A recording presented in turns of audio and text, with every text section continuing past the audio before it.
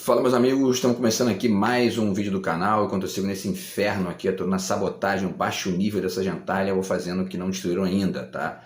Falta pouco, daqui a pouco eles destroem isso aqui também, e aí, infelizmente, eu vou ter que dar um tempo aí dos vídeos até, enfim, e ficar torcendo para sobreviver a esses animais retardados.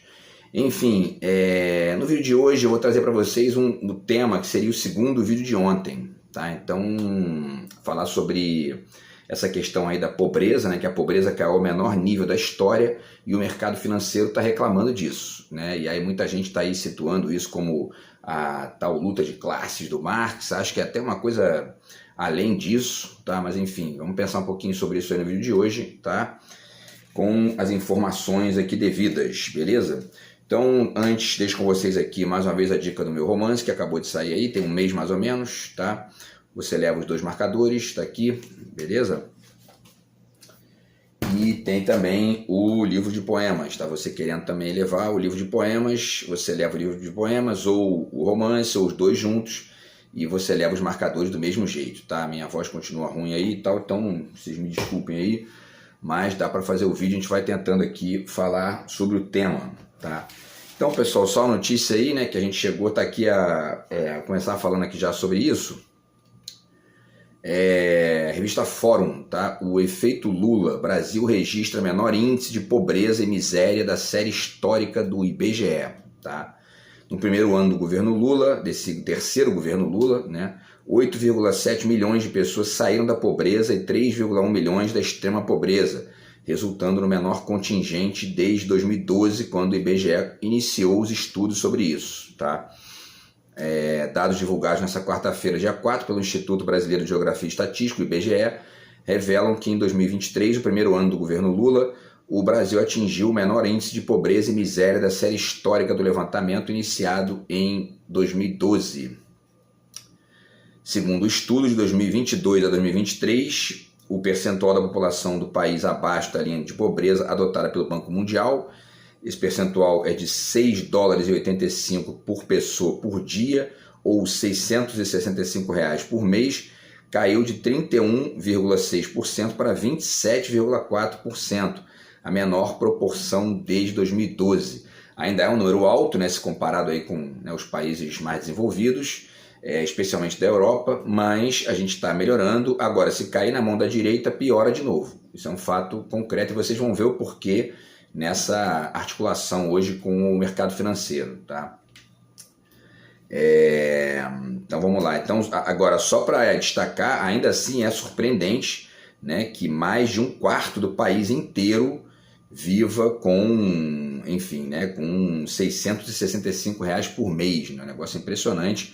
Não dá nem para gastar com a comida para uma pessoa só, né? Para fazer as 3 refeições, etc. e tal. E aí você tem aí, né, esses mecanismos de compensação, Bolsa Família, etc. e tal, e outras coisas mais, tá? Bom, no primeiro ano do terceiro mandato de Lula, 8,7 milhões de pessoas saíram da pobreza no país. Numericamente, essa população recuou de 67,7 milhões para 59 milhões, tá? Seu menor contingente desde 2012. E existem também alguns números que mostram que esse índice de pobreza, que é até um índice da ONU, né, mas ele varia de país para país. Tem países que a renda média é bem mais alta, então obviamente que também o índice da pobreza vai aumentar em relação ao Brasil, por exemplo, e outros países aí, tá? E aí a revista Fórum finaliza dizendo que no mesmo período a proporção da população de extrema pobreza, que é aquela galera que ganha 2,15 dólares por dia, tá? Ou seja, 209 reais por mês, recuou de 5,9% para 4,4%. Então, assim, 4% dá mais ou menos aí em termos de Brasil, né? O Brasil tem 210 milhões de habitantes, 4% você vai ter mais ou menos 8 milhões e meio de pessoas, mais ou menos, né, que vivem com 209 reais por mês. 8 milhões de pessoas, isso é muita gente, né? Bom, pela primeira vez esse indicador ficou abaixo dos 5%. Tomara que a gente continue melhorando aí, tomara que a esquerda continue no poder para a gente continuar melhorando, senão, repito, volta, né? A pobreza volta, a direita ganhou, a pobreza volta. E eles ficam rindo disso, né? Enfim. O IBGE revela ainda que cerca de 3,1 milhões de pessoas saíram da extrema pobreza no país. A população na extrema pobreza recuou de 12,6 milhões para 9,5 milhões, o menor contingente desde o início, né, dessa marcação, que foi em 2012. Tá? Eu falei aqui 8 milhões, né, e parece que então, porque eu fiz o cálculo em cima de 210 milhões, mas deve ser um pouco mais, aí, 220 talvez. Então sobe para 9 milhões e meio de pessoas, tá? Esse contingente de pessoas na extrema pobreza ganhando 200 e poucos reais por mês, né? Caso não existissem os programas sociais implementados pelo governo federal, a proporção de pessoas na extrema pobreza em 2023 teria subido de 4,4% para 11,2%. Já a proporção da população na pobreza teria subido de 27,4% para 32,4%. E aí eles finalizam aqui falando de um freio na desigualdade, né? Segundo o IBGE, em 2023, isso aqui é muito importante, tá? O índice Gini, né, que é um índice que calcula aí a desigualdade econômica nos países. Então, segundo o IBGE, em 2023, o índice Gini 0,518 manteve o mesmo valor de 2022, indicando que não houve redução na desigualdade de rendimento frente ao ano anterior. E aí, o André Simões, que integra a equipe responsável pela síntese de indicadores sociais, diz o seguinte aqui: por atuarem mais na base da estrutura de rendimentos, na base, né, da estrutura de rendimentos, os efeitos dos benefícios de programas sociais impediram que o Gini aumentasse, pois sem esses benefícios o Gini teria passado de 0,518 para 0,555. Tá? No Brasil, em 2023, a renda total apropriada pelos 10% com os maiores rendimentos foi 3,6 vezes maior do que a renda dos 40% com os menores rendimentos. Não houve variação frente a 2022 em consonância com os resultados do índice Gini. Tá? Isso é porque, a despeito, né, desses programas e a despeito até mesmo das políticas sociais e políticas econômicas que melhoram o emprego, melhoram a renda, melhoram o poder de compra, etc. e tal, os ricos continuam ganhando mais, né, porque eles continuam concentrando ali uma série de poderes, inclusive ligados ao orçamento, tal como eu tenho ponderado aqui com vocês, que acabam fazendo com que eles ganhem mais mesmo assim, né? E continuam reclamando mesmo assim, né? É um negócio inacreditável. E aí vamos fazer então aqui a ponderação agora sobre a opinião do mercado financeiro, né? O Brasil está aí. Antes, vamos ainda fazer aqui mais né? Deixa eu voltar aqui para o link. Porque essa não é a única informação, tá? de melhoria da economia no país. O PIB cresceu, né? 0,9 aí, é um dos melhores nesse último trimestre. E aí a revista Veja publicou aqui, né? O crescimento de 3% do PIB não impressiona, afirma economista do End Bank. E, enfim, não impressiona. Claro que não impressiona, né? Para eles o que impressiona é grana no bolso via qualquer coisa, né? Inclusive, eles apostam, nos Estados Unidos, em 2008, eles apostaram na quebra do país. Muita gente ali ganhou dinheiro apostando na quebra do país. Essa gente não é referência, né? Eles são referências para quem paga, né? Ou melhor, para quem recebe, né, o dinheiro deles para poder servir de referência, né? Então, enfim... E ao mesmo tempo para quem ganha dinheiro junto com eles, né? Aí eles são referência. E aí tem uma montagem interessante aqui do pragmatismo político, né? Eles colocando que com o Paulo Guedes o PIB aumentou 1,5%. E aí tem um sujeito aqui da mídia dizendo: PIB surpreende para menos, mas especialistas e mercado apostam em crescimento e estão otimistas. E aí o PIB cresce 3,4% com o Haddad, e a mesma figurinha ali dizendo, né? PIB cresce acima do previsto, especialistas de mercado temem imprevisibilidade e estão pessimistas. Isso aqui, você pesca rápido isso quando você tem acesso, por exemplo, né, dentre outras possibilidades, a um Foucault da vida, né? Você começa a entender que isso é discurso, é narrativa, né?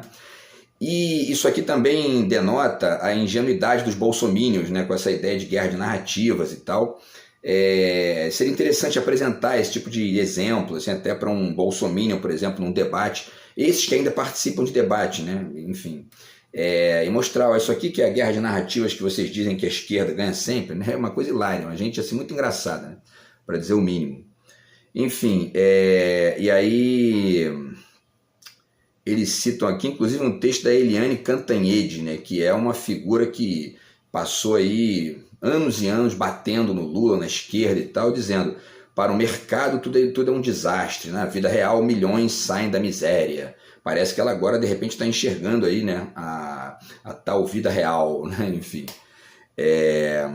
Mas o ponto é o seguinte: ela diz que para o mercado, né, tudo é um desastre. Na verdade, vale repetir, porque inclusive a Simone Tebet fez um discurso muito emocionado lá e falou do Lula, falou da questão da visão de país do Lula, do projeto, das diferenças, etc. e tal. E ela fez um destaque que eu também tenho feito aqui nos vídeos, né? E eu também já escutei isso de outras pessoas aqui, de outras figuras aí públicas, né? Que na verdade o mercado são os produtores, né? São os agricultores, é a galera que tem, enfim, né? Comércio, enfim, o mercado é isso. O mercado é quem vende, quem compra, quem, né? E tudo mais. O tal mercado financeiro é uma galera que não trabalha com produção, né, direta ali. O que eles fazem é aquela coisa das apostas, compra de título para ganhar dinheiro em cima de juros e etc e tal. E em alguma medida isso até é legítimo que exista, né? O problema é quando eles monopolizam, protagonizam ou hegemonizam, né, as políticas públicas, o orçamento e etc e tal, que aí eles trazem geralmente prejuízo e pobreza. É assim em todos os lugares do mundo, inclusive nos Estados Unidos. Eles quebraram os Estados Unidos em 2008. Eles não quebraram assim, né, o Zimbábue, não. Eles quebraram os Estados Unidos em 2008. E aí teve que entrar com dinheiro do Estado para poder resolver, etc e tal. Então, assim, essa gente não é referência inteligente para nada, né, a não ser para eles mesmos, né? E para o pobre de direita que acredita nisso, também tem isso, né? Enfim, e aí o PIB é uma outra boa notícia. O PIB cresceu tanto quanto a China no terceiro trimestre e o Brasil só ficou atrás da Indonésia e do México, tá? Isso a gente considera o G20. Então a Indonésia cresceu 1,5%, tá, no terceiro trimestre desse ano e o México cresceu 1,1%. E aí o Brasil e a China cresceram 0,9%, Arábia Saudita 0,8%, Estados Unidos 0,7%, e aí segue o restante. Agora, eu acho até mais importante do que o crescimento do PIB, é muito importante, é muito bom, né? A gente está crescendo o PIB, etc e tal, a distribuição de renda e a diminuição do Gini, né? Então, porque você vê, por exemplo, um país como a Alemanha, está aqui, ó, Alemanha, Canadá e Japão cresceram apenas 0,2%, só que são países com exemplos de renda média muito superior à brasileira, muito, mas muito, né? No caso do Canadá, no caso da Alemanha, o Japão também, mas o Canadá e a Alemanha estão um pouco acima ali. Essa renda média chega a 4, 5 vezes a brasileira, talvez até mais aí que isso, certo? E eles estão crescendo apenas 0,2%. Então isso não é exatamente, o PIB não é o melhor exemplo, né? Porque não adianta você crescer e não distribuir, também tem isso, né? Enfim, agora isso para fazer um parêntese aqui, não depende do governo, né? Depende do governo e de outros agentes aí que ficam muitas vezes sabotando, que é o caso de parte do tal mercado financeiro, né? Aí continua aqui o pragmatismo: durante os 4 anos do governo Bolsonaro, o mercado errou o PIB para cima. Agora, durante o governo Lula, eles erram o PIB para baixo. Nunca foi análise, sempre foi torcida. E há quem defenda o boletim Focus. Pois é, a questão é essa: quando eles comentam o governo de esquerda, a esquerda é o inimigo do mercado financeiro. Simples assim. Então eles vão dizer que o PIB vai crescer e tal, é o que eles fizeram aqui nessa montagem no início, né? O PIB cresce pouco com o governo de direita, mas eles elogiam. Cresce muito com o governo, ou cresce muito, ou cresce numa média bacana num governo de esquerda. Eles dizem que tem estabilidade, que o mercado está com uma série de desconfianças em relação ao governo, etc e tal. Aí você vai ver quem é esse tal mercado. São 100 e poucas pessoas que eles entrevistam, que são tomadores de decisão. Olha, né? Olha que coisa, né? Enfim, né? Tomadores de decisão que apostam contra o país, né? Então, enfim. E a Simone Tebet falou disso também, e para adensar esse argumento, Basta, de novo, aqui lembrar o exemplo dos Estados Unidos, né? Vejam um filme, quem tiver interesse, né? A Grande Aposta, né? Quer dizer, os caras apostaram contra o próprio país, né? Isso é uma coisa que tem que ter um limite, isso, né? Senão, enfim... E na verdade, apenas também ainda antes de fechar esse parênteses aqui, eles mesmos estabeleceram limite para isso lá, obviamente que dependendo do governo que mude lá, eles alteram de novo, né, pela via do poder econômico, mas na época eles colocaram limite para isso, estabeleceram punições ali para algumas pessoas que eventualmente façam isso e tal, né, mas, enfim, isso é o problema deles lá, né, a gente tem que tentar resolver o nosso aqui, né. Bom, e aí a Hildegard Angel disse o seguinte... Nos áudios e vídeos do quase golpe, ficamos sabendo que Bolsonaro se referia a Lula como vagabundo.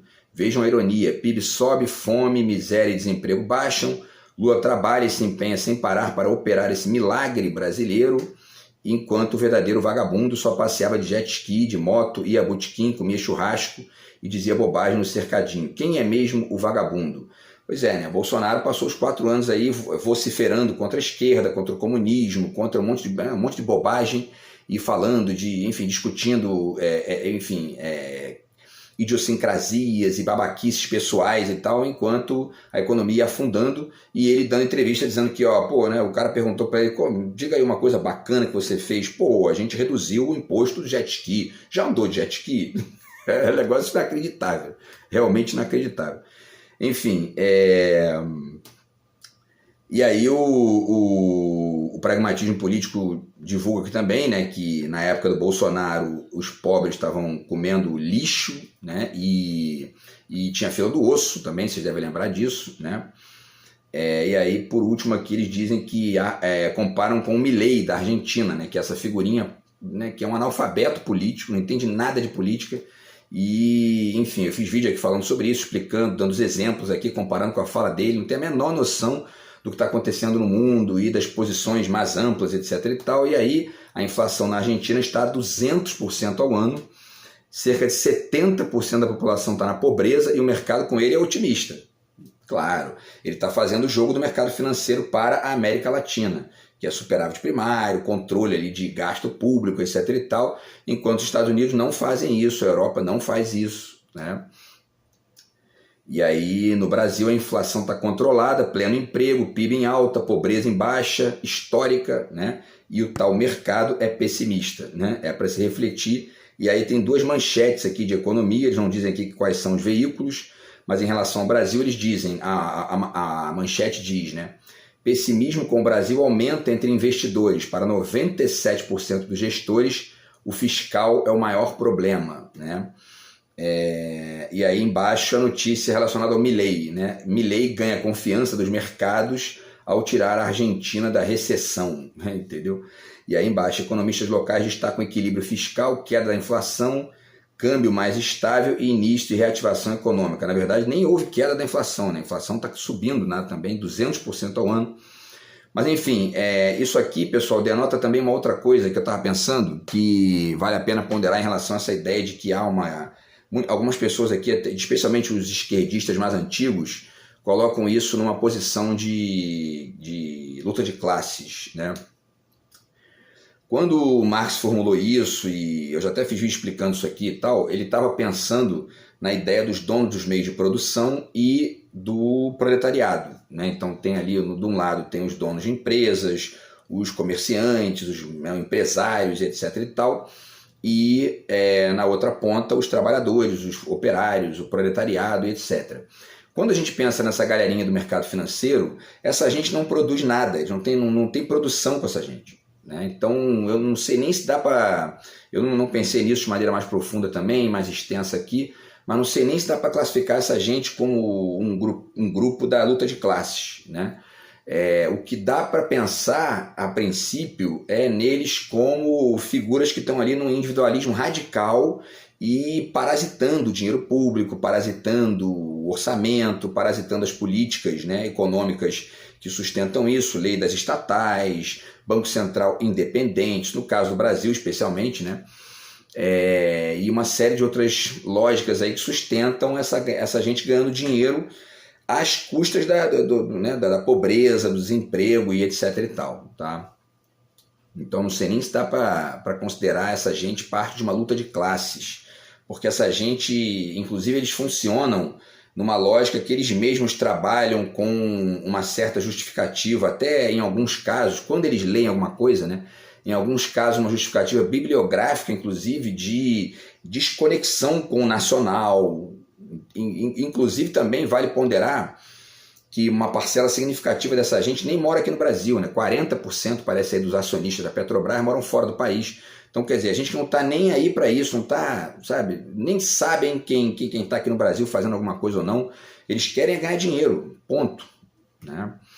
Bom, e aí para finalizar, tem mais 2 dados aqui para a gente poder passar para a questão da notícia sobre a pesquisa que foi feita com o mercado financeiro, tá?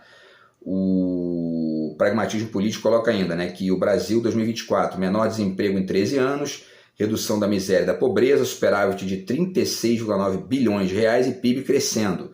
O mercado, que na verdade é o mercado financeiro, né, não gostou da isenção de imposto de renda para quem ganha até 5 mil reais, compensado por aumento de imposto para quem ganha mais de 50 mil reais. O dólar bateu 6,02. Então, quer dizer, né, porque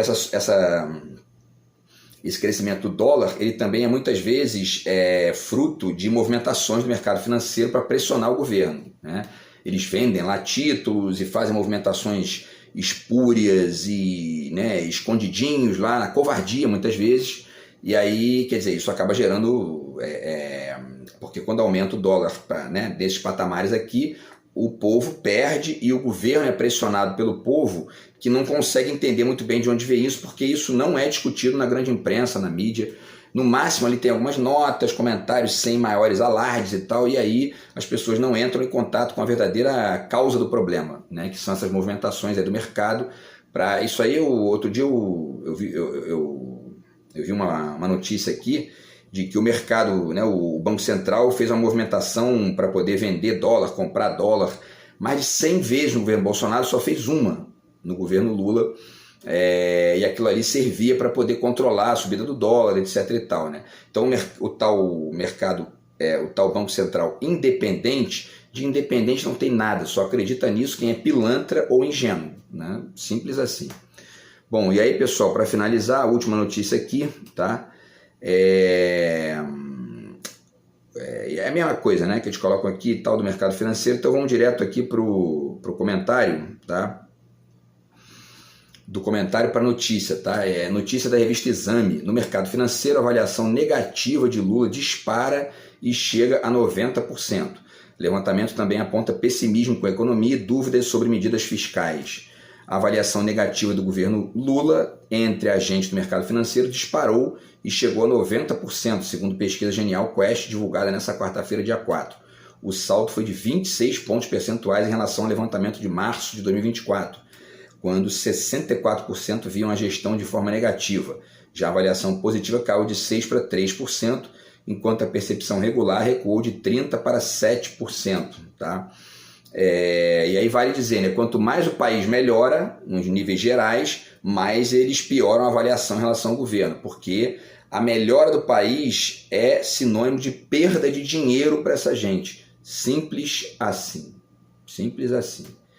E aí ele diz, né, o aumento da percepção negativa acompanha o temor de que a economia está indo na direção errada e que pode piorar nos próximos meses. Em março, 71% acreditavam que o governo não estava no caminho certo no plano econômico.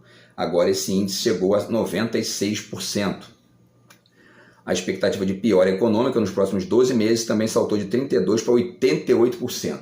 Para resumir, essa galerinha aqui, que são 60 e poucas pessoas que eles pesquisam, e que esse cidadão aqui que assina essa notícia, ele coloca isso lá no finalzinho, no último parágrafo, tá? Quando na verdade deveria vir no primeiro. Mas enfim, essa galerinha aqui é um bando de clone do Paulo Guedes. Simples assim. E aí a opinião vai ser mais ou menos a mesma do Paulo Guedes. O Brasil, daqui a 1 ano e meio, vai virar uma Venezuela, né? Lembram disso? Pois é. Virou uma Venezuela? Pelo contrário, isso aumentou, passou o Canadá, passou a Itália, já somos aí a 9ª, 8ª economia do mundo.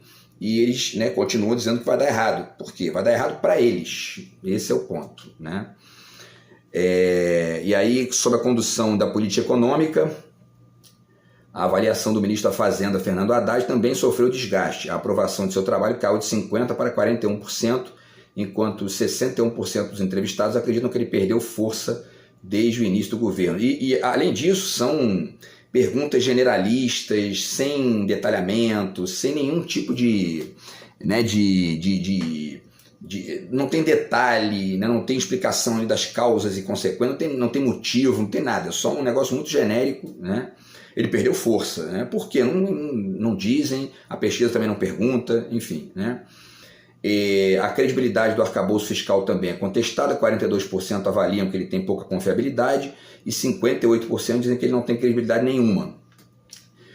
Além disso, a sustentabilidade da regra de gasto foi vista com ceticismo. Para 37%, ela só deve se manter até 2025, para 34% até 2026, último ano do governo Lula.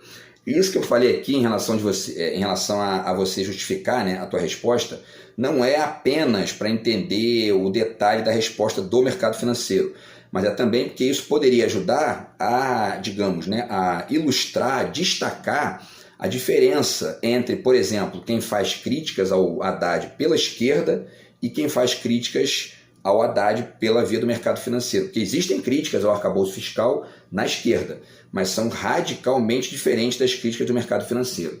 É só ler com mais detalhe aí que a gente entende isso muito bem. Eu posso até fazer mais vídeos sobre isso aí para ponderar esses detalhes, tá?